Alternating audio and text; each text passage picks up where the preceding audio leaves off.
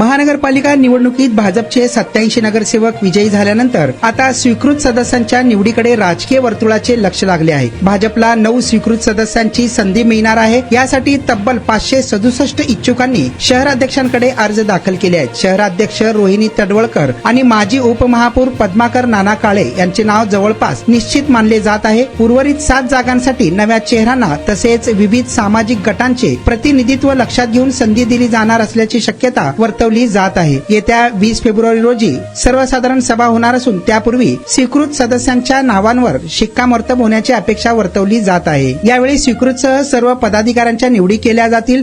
तत्पूर्वी इच्छुकांनी आमदारांच्या शिफारसी जोडून स्वीकृतसाठी अर्ज केले आहेत। त्यातून कोणाला लॉटरी लागणार याची सर्वांनाच उत्सुकता आहे। राष्ट्रवादीचे नेते माजी उपमहापौर पद्माकर काळे यांना भाजपने उमेदवारी दिली, पण शिवसेनेचे जिल्हाप्रमुख अमोल बापू शिंदे यांनी त्यांचा पराभव केला।